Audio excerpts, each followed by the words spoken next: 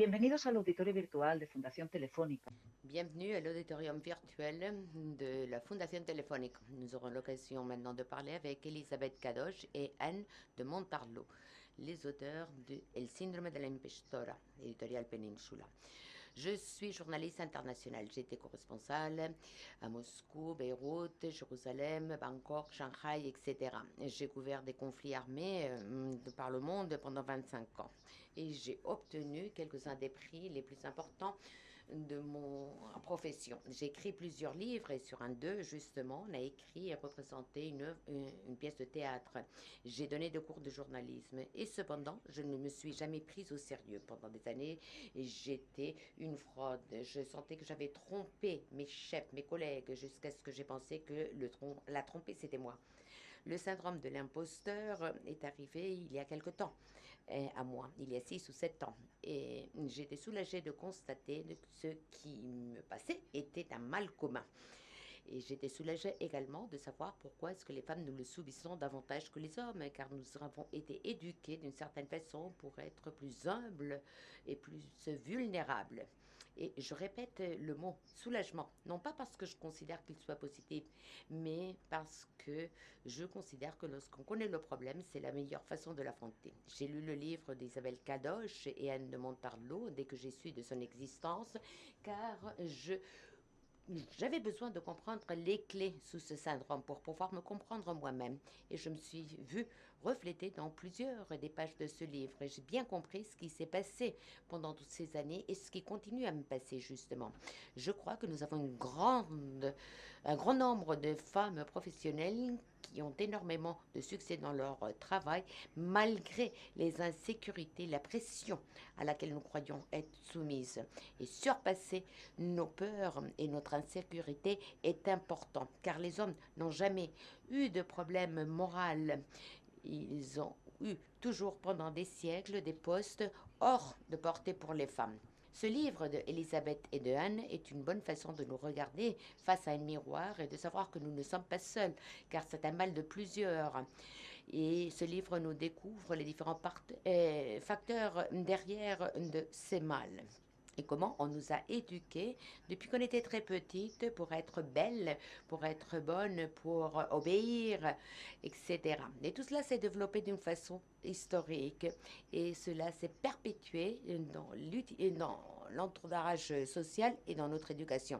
Grâce à ce livre, nous pouvons nous sentir identifiés avec les différentes victimes donc établies de ce syndrome, avec un type de victime ou plusieurs, comme c'est mon cas. Et il faut savoir que ce syndrome peut se soigner. Il y a beaucoup de travail d'introspection et de travail sur soi-même. Et le soin a besoin de beaucoup de travail. Donc, c'est à ce moment-là que nous commençons à, d'une certaine façon, finir avec ce syndrome. Le livre parle également, et je pense que c'est très important, sur les conditions sociales qui alimentent ce syndrome. La honte, par exemple, la façon dont nous sommes perçus par les hommes et par certaines femmes aussi, et notre tendance à nous voir à travers ses yeux, au lieu de nous concentrer sur nous-mêmes, essayer de faire la meilleure version de nous-mêmes. Maison de travail est un territoire historiquement réservé aux hommes qui ont normalement la valeur d'être témoins de massacres. Mais il y a eu énormément de femmes qui ont réalisé également ce travail lors des conflits et ils ont été relégués au livre d'histoire ou à l'oubli. Moi, j'étais la première journaliste de guerre dans un journal où j'ai travaillé pendant 2 décennies. Et j'ai toujours eu l'impression que j'avais quelque chose à démontrer. Et au fait, j'avais, il est vrai, beaucoup de choses à démontrer. Et c'était en tout cas ce qui m'était transmis par mes chefs et mes collègues qui me comparaient toujours avec mes collègues hommes ayant beaucoup plus d'expérience que moi. J'avais énormément d'envie de ces collègues, car ils n'avaient qu'à se déplacer dans les lieux des fêtes et ils savaient toujours ce qui s'est passé. Ils contrôlaient et ils écrivaient sans aucune peur de se tromper, même s'ils se trompent. Mais pour moi, c'était un tourment, penser que je pouvais me tromper. Je sais que apprendre des erreurs fait partie de l'apprentissage, mais je me souviens plusieurs fois, je me suis réveillée au milieu de la nuit tout en pensant à une donnée que j'avais envoyée qui n'était pas tout à fait correcte. Je me souviens également de la réception qu'on me faisait à moi ou à mes collègues hommes. Et aux hommes, c'était toujours quelle valeur tu as, et pour moi, c'était uniquement bonjour brunette. J'ai toujours été consciente de cette vulnérabilité qui faisait partie de moi et j'ai appris à faire partie et que cela fasse partie de moi et de ma vie professionnelle. Mais cela m'a pris énormément d'années et je suis sûre que j'aurais pris beaucoup moins d'années si j'avais pu lire avant le livre d'Elisabeth et de Anne. Mon inquiétude maintenant, c'est ma fille. J'essaye de l'éduquer avec de la confiance en soi-même et c'est pour ça que j'ai remercié le chapitre qui parle de l'éducation de nos filles comme des êtres forts, résilientes et courageuses. Donc, merci Anne et Elisabeth d'être ici. La première question que je voudrais faire, je suis étonnée que j'élève ma fille, les 10 ans, avec confiance en elle-même, loin des péchés sociaux qui nous font mal depuis des siècles. Cependant, quand je lui parle, elle admet qu'elle ne veut pas échouer, elle ne veut pas décevoir ou faire quelque chose de mal. Même à l'école, même s'il a des meilleures qualifications scolaires que tous les autres. C'est un problème génétique, ça. Alors, en fait, je commence, Anne. Vas-y, vas-y, vas-y. Alors, en fait, il y a eu effectivement une étude en 2017 des chercheurs des universités de Princeton, de l'Illinois et de New York, qui a montré que les petites filles dès l'âge de 6 ans pensent qu'elles sont moins brillantes et moins intelligentes que les garçons. Et du coup, elles vont être moins enclines à choisir des activités qui, pensent-elles, nécessitent d'être intelligentes. Donc, ce que ça prouve, même si tout ça, c'est en train de changer, qu'on prend conscience et qu'il y a un nouveau paradigme qui s'écrit, ça prouve tout de même qu'on a tellement intégré tout ça, qu'on l'a tellement intériorisé, que finalement, c'est ancré dans notre ADN sans même qu'on s'en rende compte. Ça veut dire que même si vous élevez votre fille dans la confiance, même si vous faites tout, le fait est que nous sommes, nous, en tant que femmes, les héritières de siècles d'histoire de domination masculine.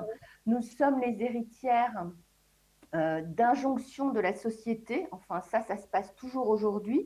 On est sans cesse soumise à des injonctions sociétales de réussite, de performance, de beauté, etc., qui nous conditionnent. Et enfin, après, même si on les élève comme ça, il y a aussi, voilà, il y a tout ce qui fait qu'elles vont avoir un manque de représentation. Par exemple, il y a des métiers qui sont dévolus aux hommes, les pilotes, les astronautes. Peut-être qu'une petite fille ne va pas tout de suite y penser. Donc, ce n'est pas tant dans la génétique au sens biologique que dans notre ADN au sens où on a intériorisé et intégré tout ça. Oui. Il faut absolument s'éloigner d'un discours essentialiste et génétique. Parce que comme le disait Elisabeth, c'est ce qu'on a mis dans le livre justement pour que les femmes arrêtent de se culpabiliser en permanence, à vouloir avoir confiance en soi, parce que ça aussi, ça devient une injonction sociale. Il faut avoir confiance, sinon on est nul.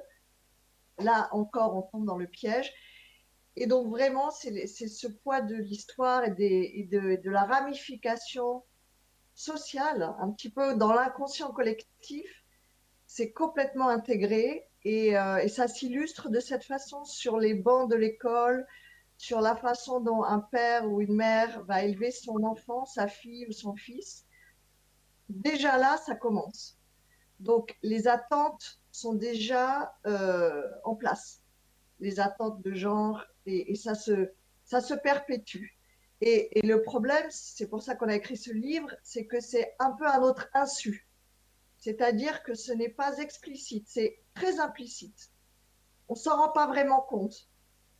Et hélas, le danger existe, si on peut parler de ça, parce qu'il y a une perte de pouvoir sur comment agir dans son existence, dans sa vie, de ce fait, dont on ne se rend pas vraiment compte. C'est pour ça que mettre des noms sur des phénomènes humains est capital, pour commencer à avoir de la distance et réfléchir. Est-ce que vous avez remarqué des différences générationnelles entre femmes plus âgées et jeunes filles, ou c'est toujours la même chose? Alors, vas-y Isabelle, on a beaucoup de choses à dire là-dessus. Ouais. Ouais, c'est un petit peu en train de changer. On a eu quand même, il y a eu MeToo en 2017 qui a fait que les jeunes filles maintenant, elles veulent plus avoir honte, elles veulent prendre la parole, elles dénoncent les choses et ça c'est très bien. En revanche, nous, quand on a commencé à écrire le livre, on nous disait mais non, mais ça c'est générationnel. Euh, les femmes qui sont un peu plus âgées, elles étaient élevées comme ça, donc elles ont un syndrome d'imposture. Mais les jeunes filles, c'est fini. Elles vont conquérir le monde, etc. Elles ont confiance en elles. Et en fait, on s'est rendu compte que malheureusement, ça touchait aussi les jeunes filles, les jeunes femmes. On a interviewé beaucoup de jeunes filles. Alors, on n'a pas pu garder tous les témoignages dans le livre, hein, bien sûr, parce qu'il y en avait beaucoup, mais il y a quelque chose qui revenait toujours. C'était chez les très jeunes filles des complexes et un manque de confiance autour du corps, parce que le corps des femmes aujourd'hui, c'est la plus grande cible marketing de notre époque. Et les jeunes filles de 17, 18 ans, dès qu'elles se mettent sur les réseaux sociaux, par exemple, elles se font moquer et elles développent comme ça fait vaciller leur confiance en elles. Donc finalement, même si l'époque change, même s'il y a de nouvelles identifications possibles, donc là on parlait des réseaux sociaux, notamment Instagram, il y a des communautés qui se créent où des femmes, il y a du body positivisme qui vient des anglo-saxons. C'est vrai qu'on peut maintenant apprendre à faire partie de ces communautés, etc., si on utilise bien les réseaux sociaux. Mais l'autre revers de la médaille, c'est qu'il y a toujours des jeunes femmes qui vont aller sur ces réseaux et qui vont voir la vie rêvée, le corps rêvé, la vie parfaite d'autres. Et ça va entamer leur confiance de façon considérable. Donc finalement, il n'y a pas tant un problème générationnel qu'un problème de perception et de savoir utiliser ces réseaux. Et maintenant, on est tous ultra connectés, donc c'est difficile d'y échapper, quoi.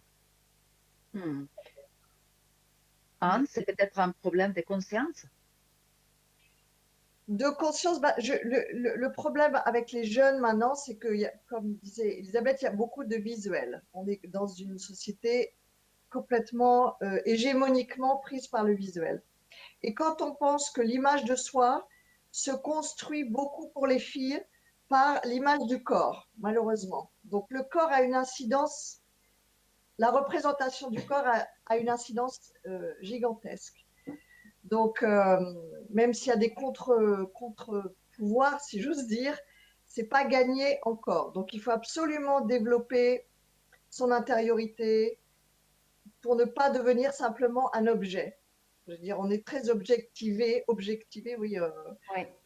quand on est une femme, et il faut vraiment devenir son propre sujet pour un petit peu pallier à ça. Je ne sais pas si je réponds à votre question par rapport à la conscience. Oui, oui, oui.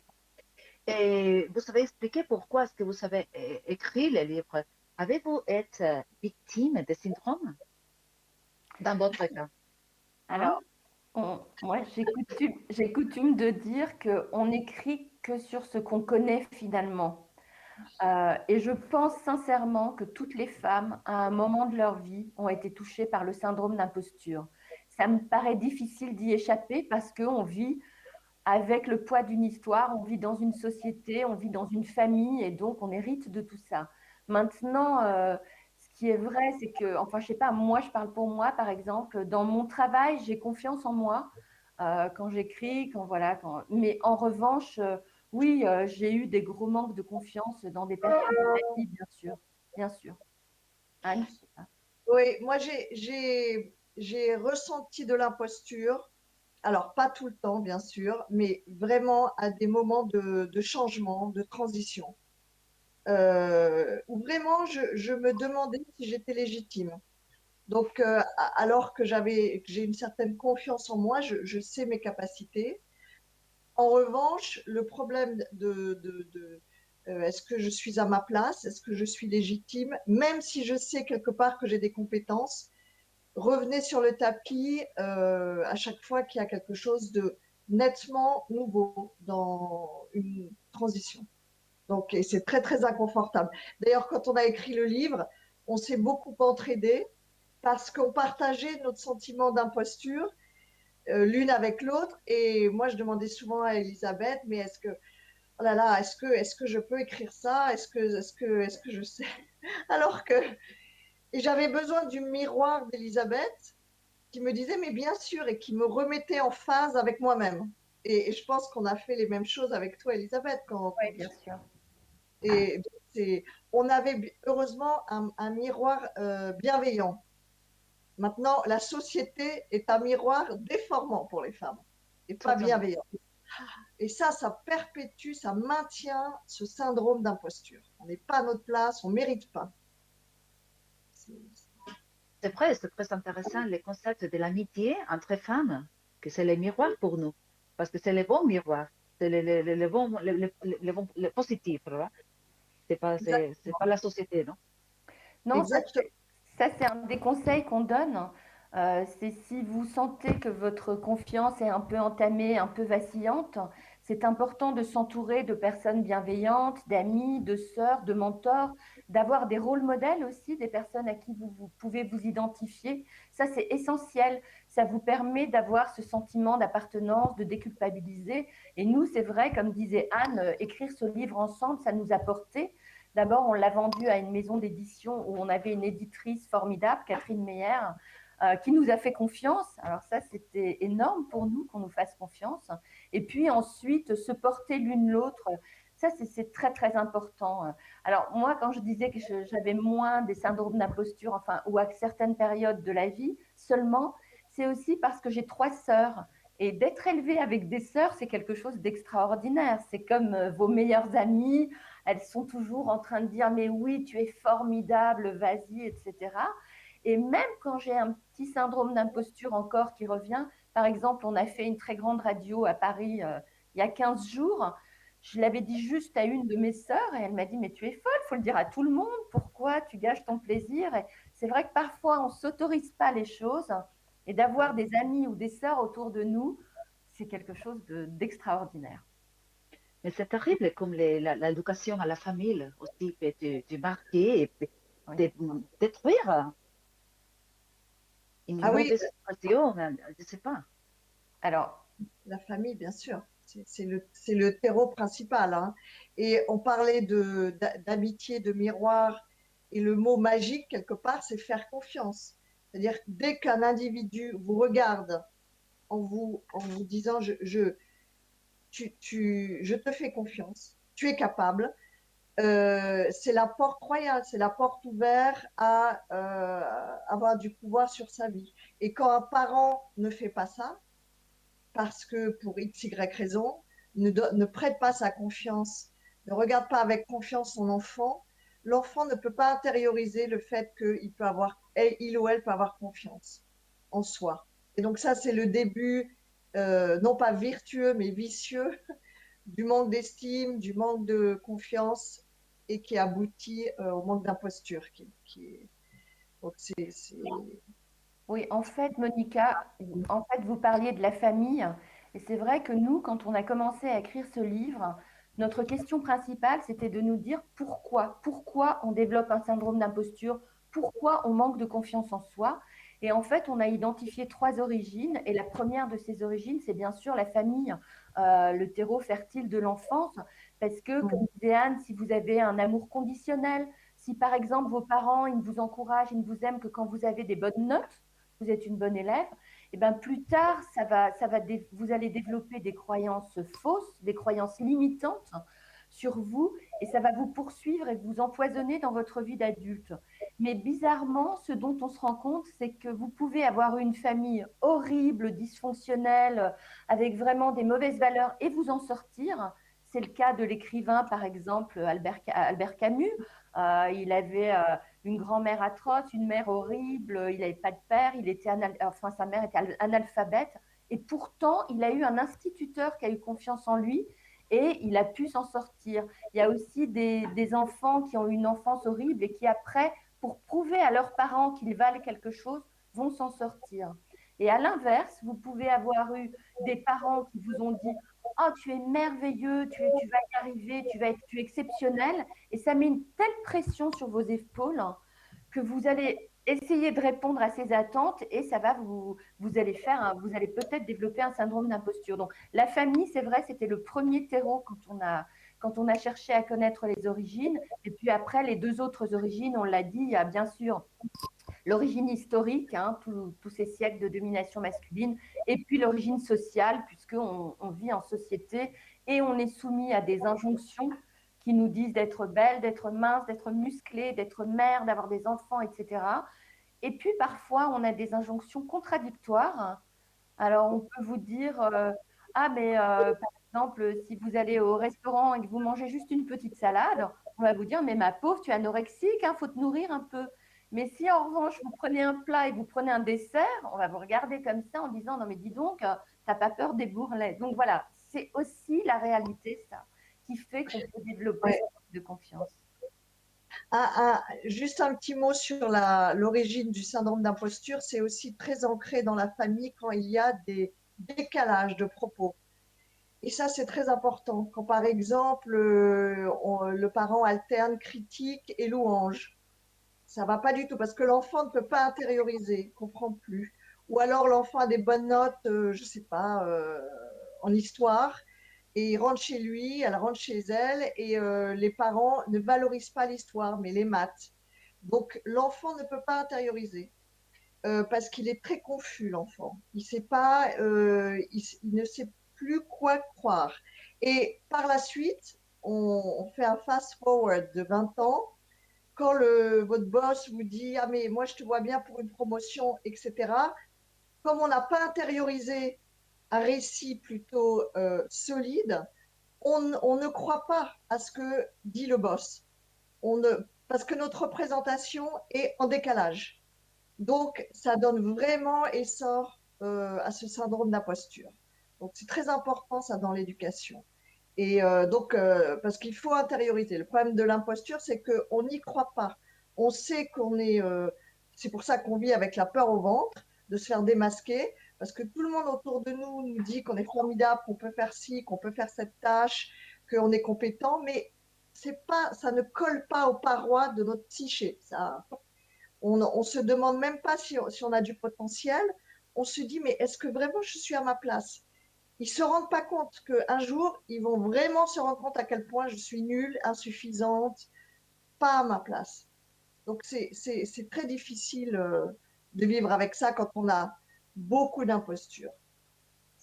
Bien sûr, mais peut-être que ça explique la tendance ou l'inclination des femmes à être invisibles, Oui, n'est-ce pas? Elisabeth, mais tout à fait. Oui, en fait, pendant longtemps, les femmes ont été invisibilisées. Par exemple, dans l'histoire, il a fallu attendre Michel Perrault et l'histoire des femmes en Occident pour avoir une histoire des femmes. Avant, quand on parlait des hauts faits guerriers et tout, c'était toujours l'histoire des hommes. Les femmes, on leur demandait d'être minces pour pas qu'elles prennent trop de place. Donc, toujours, il y avait ce sentiment que la vie, la société était faite pour les hommes. Et aujourd'hui seulement, il commence à y avoir des ouvrages, notamment alors, d'une femme qui s'appelle Marilène Matoupatis et de Pascal Pic, aussi des historiens, en tout cas en France, qui se penchent par exemple sur la préhistoire et qui disent, mais vous savez, dans la préhistoire, on pensait que les femmes, elles étaient dans la caverne et qu'elles faisaient rien, on les tirait par les cheveux. Et en fait, on réalise aujourd'hui, parce qu'on a trouvé des ossements, etc., que les femmes participaient, que les femmes étaient des chasseurs-cueilleurs, des chasseuses-cueilleuses, exactement comme les hommes. Donc, il y a eu une histoire qui a été fausse pendant très longtemps. On sait aussi maintenant qu'au Moyen Âge, les hommes et les femmes partageaient les responsabilités. Mais au XVIIe siècle, les hommes ont décidé qu'il y avait des sphères de pouvoir et que c'était à eux de les prendre.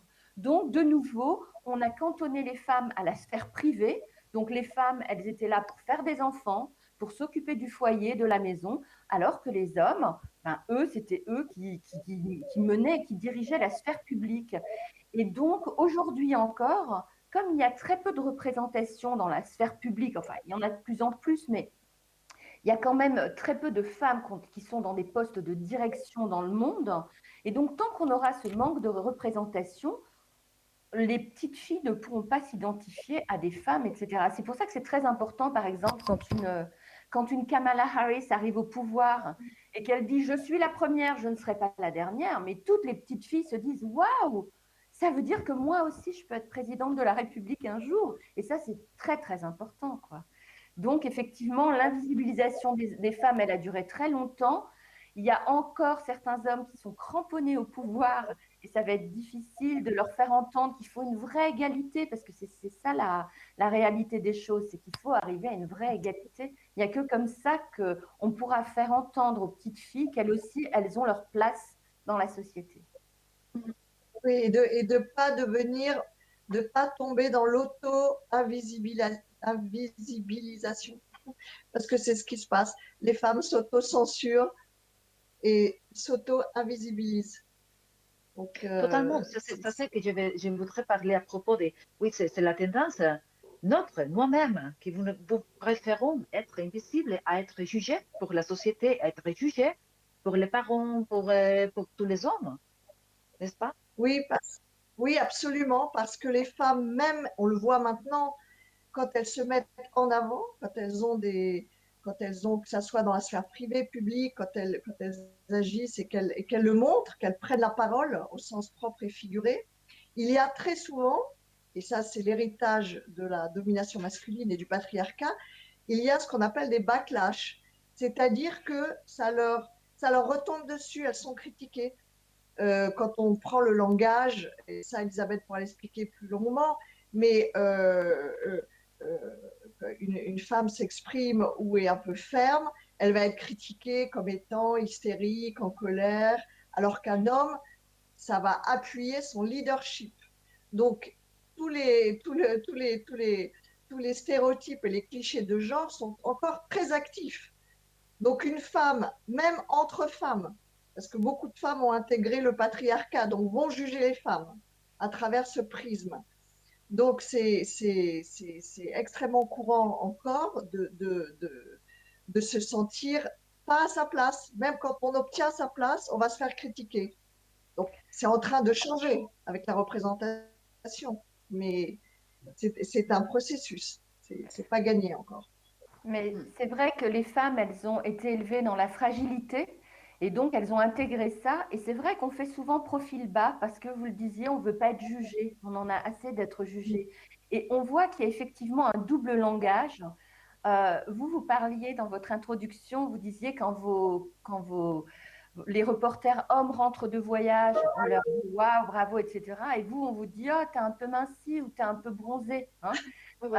Ça, c'est typique. Une femme, on va toujours lui faire un commentaire sur son physique, alors qu'un homme, on va s'attacher à ses actions.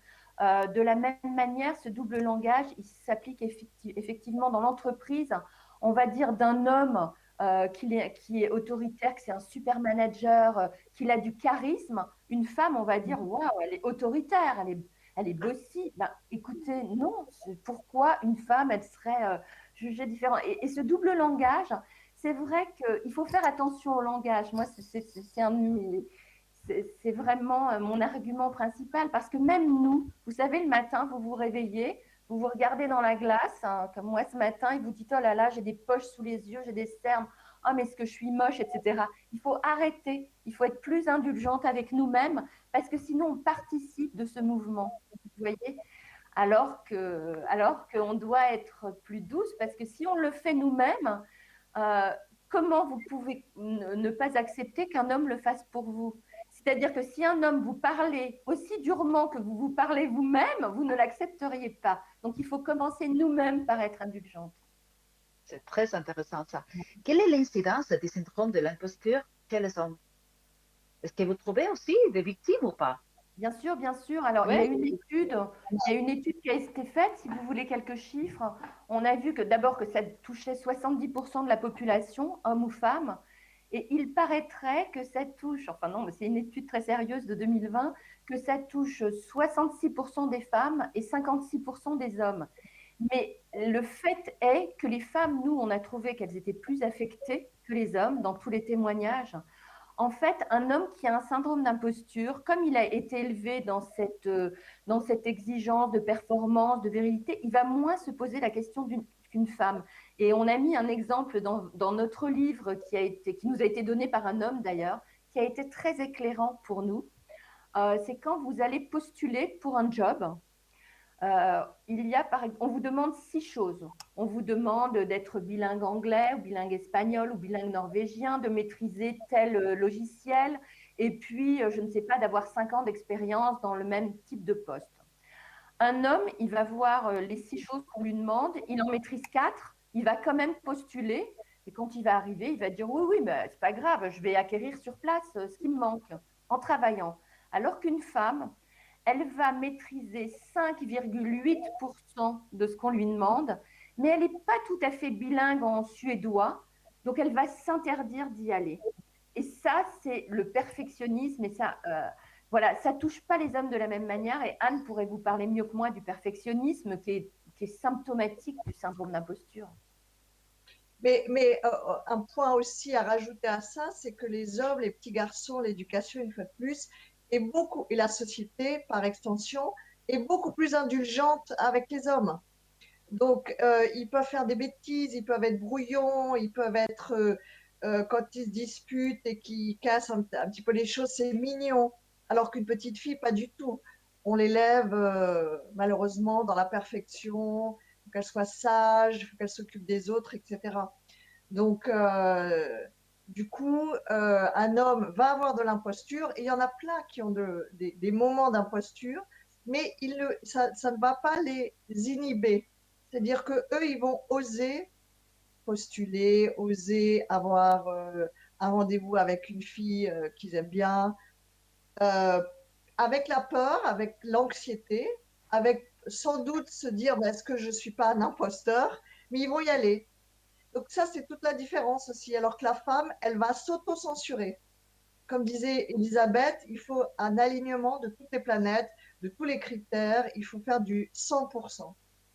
Oui. Ça, c'est au mieux. Et après, il y a, excuse-moi, il y a le perfectionnisme, qui est encore pire, parce que le perfectionnisme est une compensation dysfonctionnelle du syndrome. Il maintient le syndrome, parce que quand on est perfectionniste, on en fait 500, enfin, on est dans le surtravail, on est dans le sur-tout. Et malheureusement, ça confirme que quand on atteint son objectif, c'est pas parce qu'on le mérite et parce qu'on est compétent, c'est parce qu'on a dû s'acharner au travail. Donc de toute façon, ça maintient la croyance limitante. Ça ne... Donc c'est extrêmement dangereux parce que ça amène le burn-out. Enfin bref, il y a beaucoup de, il y a beaucoup de points néfastes au perfectionnisme. Ça, on pourra en parler Oui, à un autre moment. juste j'ajouterais quelque chose sur la différence homme-femme, c'est aussi la perception de l'échec. Les hommes en entreprise prennent plus de risques parce que finalement, s'ils se trompent, c'est pas très grave, ils vont rebondir, ils ont intégré l'échec comme quelque chose qui fait partie du chemin. Alors que pour les femmes, la perception de l'échec, elle est traumatisante. Une femme, elle va justement surtravailler, surcompenser parce qu'elle pense que l'échec, ça va être quelque chose qui va la mettre à terre. Et c'est pour ça que le syndrome d'imposture chez une femme, c'est vraiment paralysant. C'est parce que c'est impossible pour elle d'échouer. L'échec, c'est pas quelque chose qui a été intégré et donc ça va être terrible. Donc ça, c'est aussi une perception différente chez les hommes. Bon, ben, ils vont pas gagner une affaire, ils vont pas réussir avec sur telle mission, c'est pas grave, ils vont repartir. Alors qu'une femme, elle a tellement peur de l'échec qu'elle va effectivement surcompenser en étant perfectionniste, en travaillant 10 fois plus. Et puis, il y a aussi ce dont on n'a pas parlé, qui était le problème d'attribution. Par exemple, même un homme ou un jeune homme qui va rater une interrogation à l'école ou à la fac, il va dire oh, mais c'était trop dur, le prof est trop sévère, etc. S'il rate, s'il réussit, il va dire je suis un génie. Alors qu'une femme, si elle échoue, elle va dire c'est parce que je suis nulle, c'est de ma faute, c'est une attribution interne. En revanche, si elle réussit, elle va dire oh, c'est parce que j'ai eu de la chance, c'est le hasard, etc. Et ça, c'est encore une différence entre les hommes et les femmes. Oui, ça c'est très important parce que les filles prennent, de par cette différence, prennent les choses très personnellement. Elles prennent, tout est très personnel. Alors qu'un homme, il va avoir une partie personnelle et l'autre quand même exogène.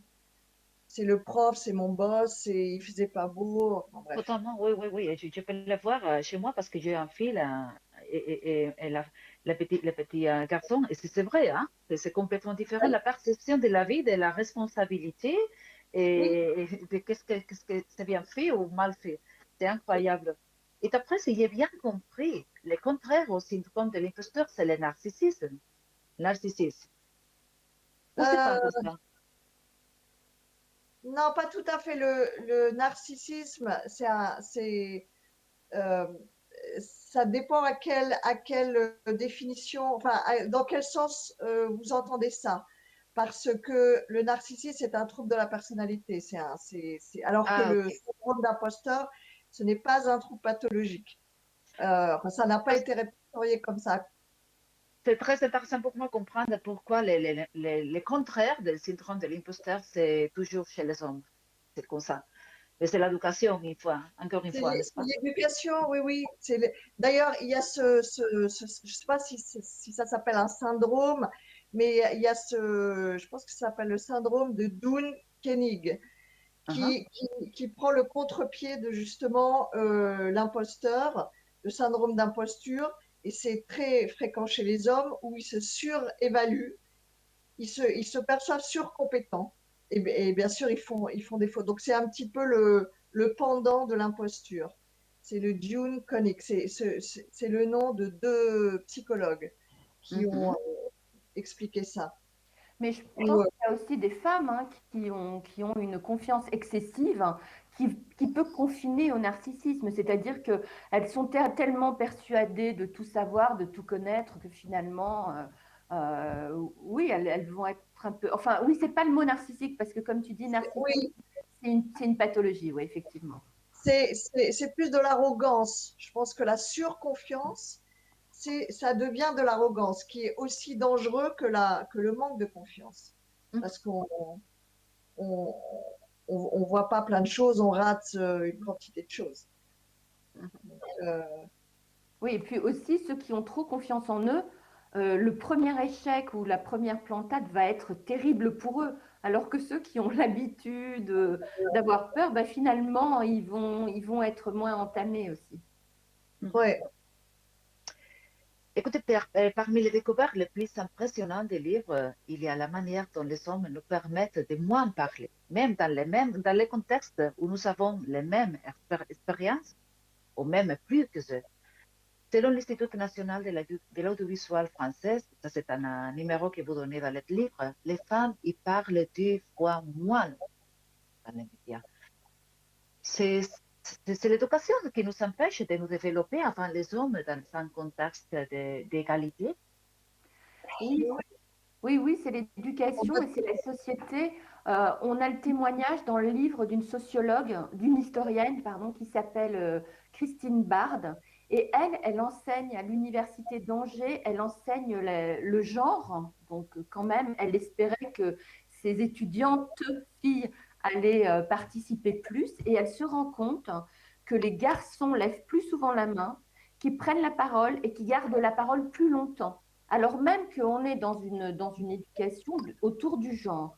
Et en fait, effectivement, dans les médias, on se rend compte que quand on veut donner la parole à des experts, on va plus facilement inviter des hommes. Il y a eu après le premier confinement. Il y a le journal Le Parisien qui a fait une première page, et c'était ils ont pensé le monde d'après, et c'était des hommes, que des hommes, Ah comme oui, si les femmes ne pouvaient pas parler comme des expertes. Mais il y a de plus en plus maintenant des initiatives qui se font pour justement trouver des expertes et donner la parole aux femmes. Il y a notamment l'édition française du Huffington Post qui a lancé un appel pour trouver des expertes sur tous les sujets pour éviter d'avoir toujours ces mêmes plateaux avec ces hommes qui ont toute l'expertise et toute la connaissance. mais c'est le problème de la voix de la femme. Avoir sa voix, conquérir sa voix. C'est tout un cheminement pour une femme. Parce que ça veut dire il faut faire un travail d'introspection, se connaître et oser avoir et exprimer sa voix. Et c'est vrai que les voix des hommes sont beaucoup plus valorisées traditionnellement que la voix féminine. La voix féminine, elle va être accueillie avec un peu plus de suspicion, elle va être un petit peu moins crédible.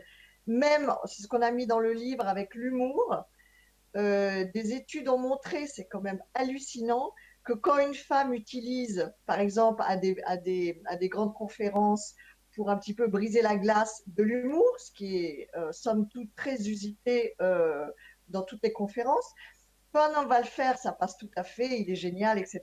En revanche, quand une femme va utiliser de l'humour sur elle-même ou en général, ça va pas passer. Ça va se retourner contre elle. On va la prendre un peu moins au sérieux.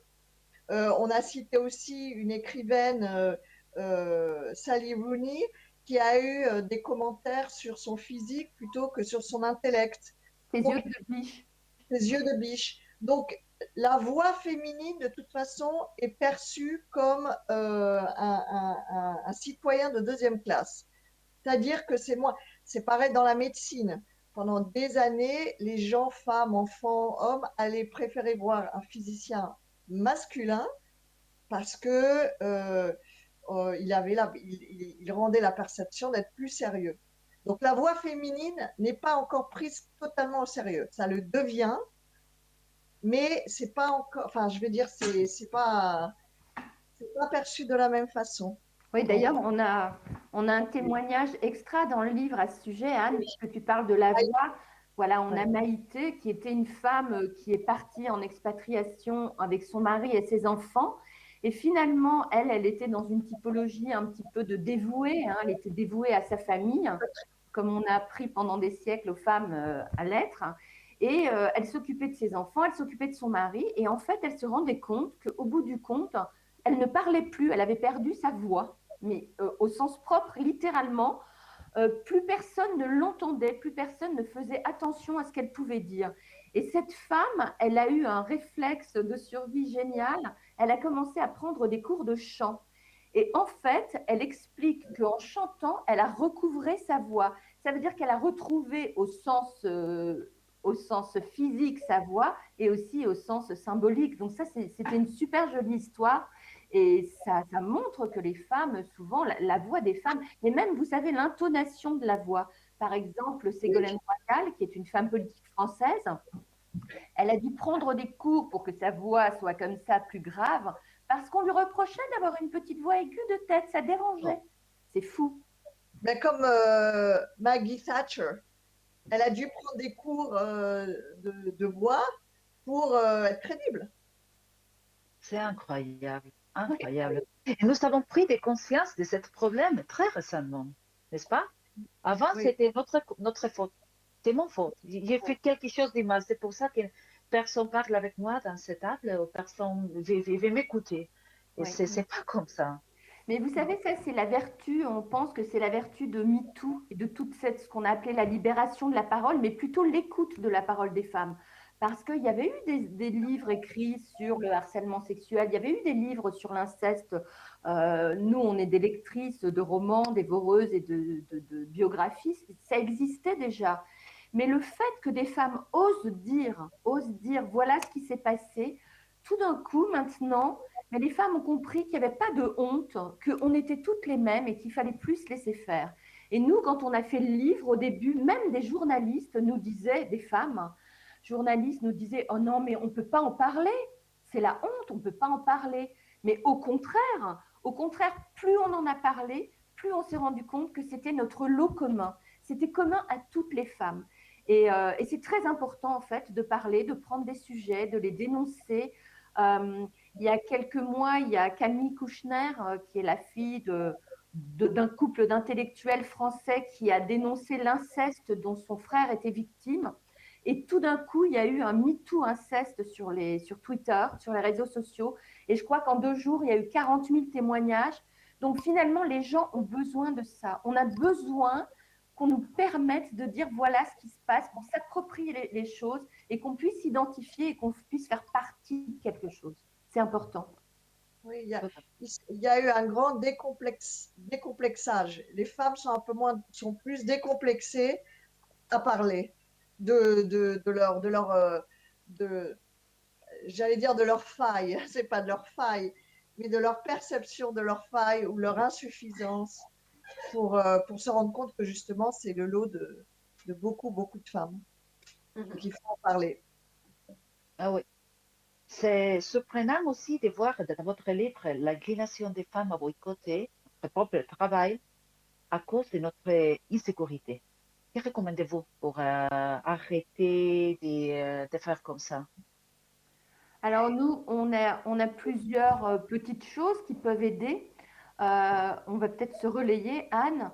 La première chose qu'on dit peut-être, c'est de prendre un cahier et d'écrire tout ce que vous avez, toutes vos réalisations, tous vos exploits, tout ce que vous avez fait de bien. Parce que vous savez, ça c'est le problème du récit, de la narration. Quand vous vous présentez et que vous dites juste oh, je suis un tel, je fais ça, point, vous n'allez pas vous mettre en avant.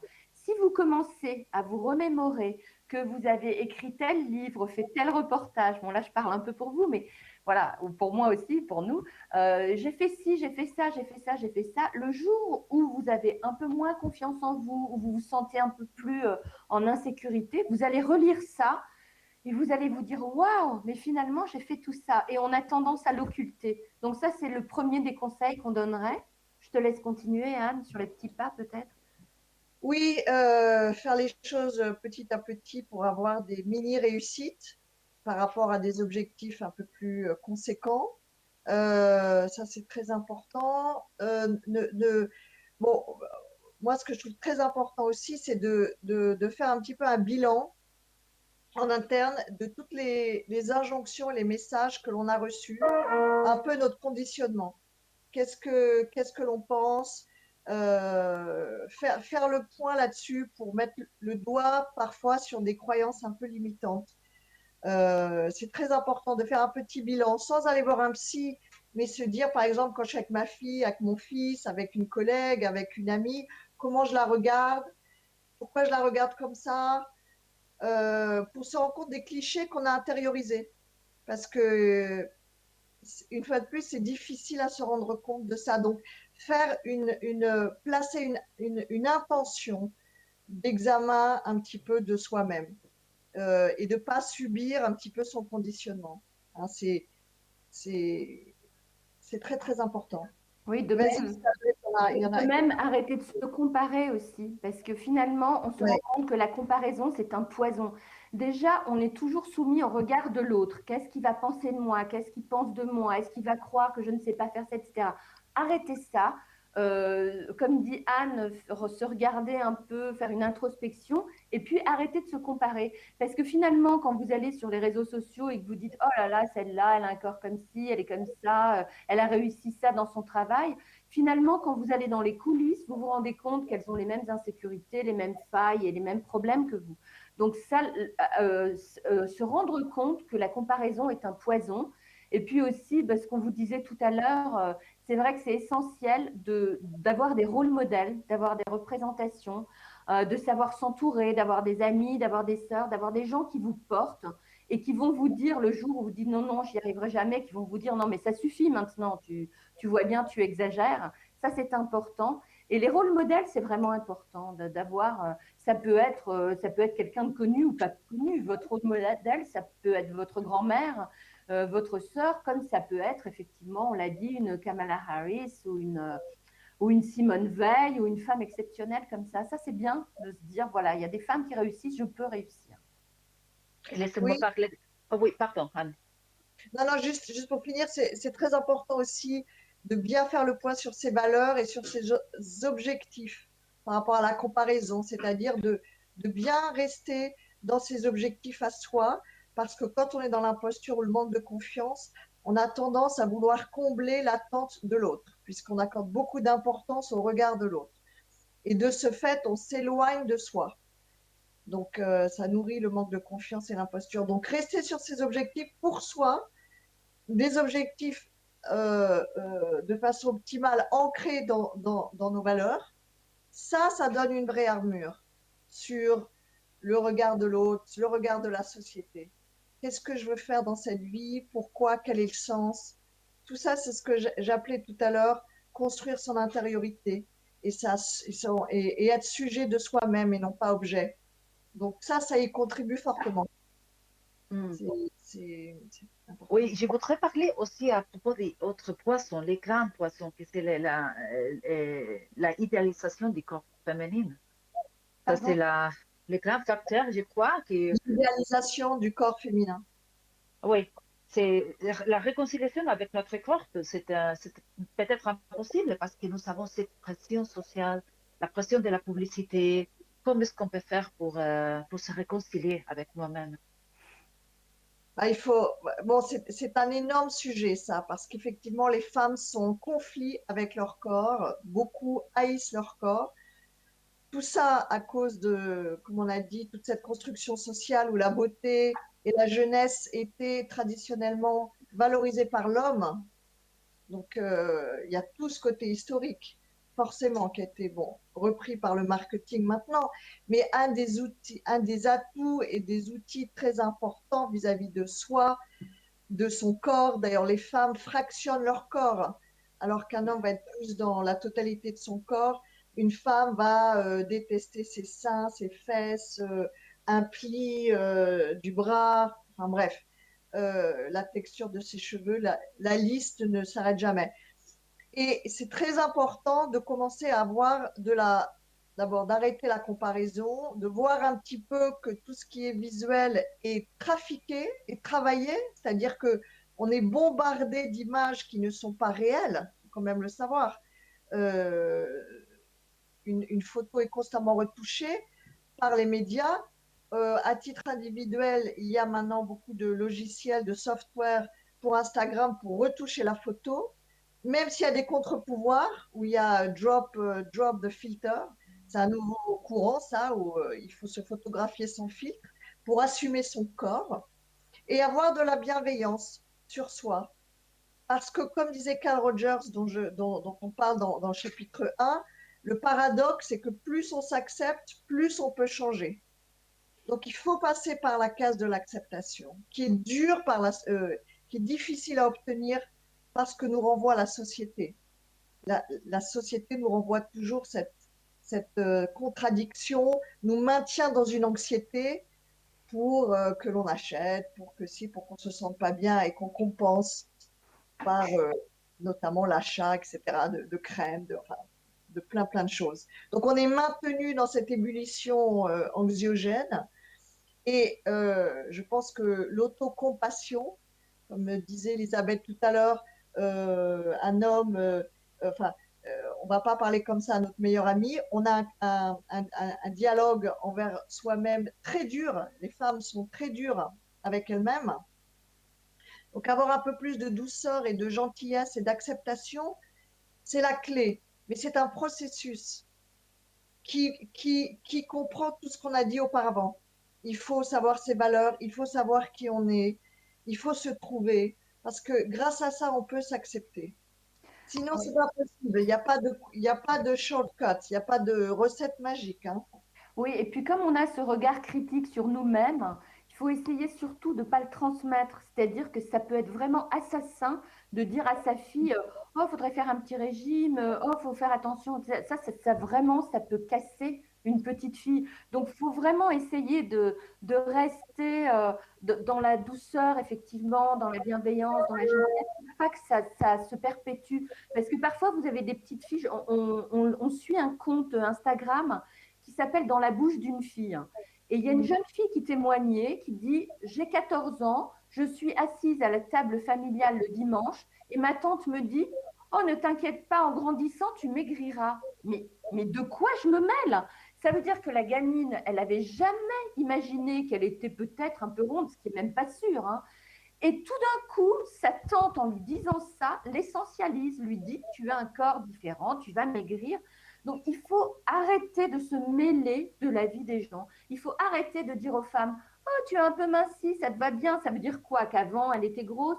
Il faut arrêter de dire, oh, quand est-ce que tu auras un bébé quand elle est jeune mariée? Parce que peut-être qu'elle ne peut pas, peut-être, etc. Je pense qu'il faut arrêter de parler, de se mêler. Il faut que les hommes comme les femmes comprennent que chacun fait comme il peut et que chacun se débrouille comme il peut et que votre corps, c'est quelque chose de complètement intime et secret et que vous n'avez pas à en violer les barrières et à y aller. Il faut commencer par nous-mêmes, c'est ce qu'on disait. Il y a un livre qu'on adore de Tiffany McDaniels qui s'appelle Betty. Et à la fin, Betty, il y a une phrase de cette jeune fille qui dit Nous avons trop d'ennemis dans la vie pour en faire partie nous-mêmes. C'est exactement ça. Ouais. Il faut être nos propres amis, les amis de et après, ça ira mieux. Ah oui. Devenir sa meilleure amie. Et il faut éduquer aussi toute la société, mais pas seulement les hommes, aussi les Non, femmes, pour bien pas sûr. critiquer, pas Oui, juger, n'est-ce Bien pas? Parce sûr. que les femmes ce sont les autres parts de l'équation et c'est Bien pas sûr. si clair. Bien sûr, bien sûr. Il faut éduquer Mm. complètement la société, changer les choses, changer le regard Hmm. des gens.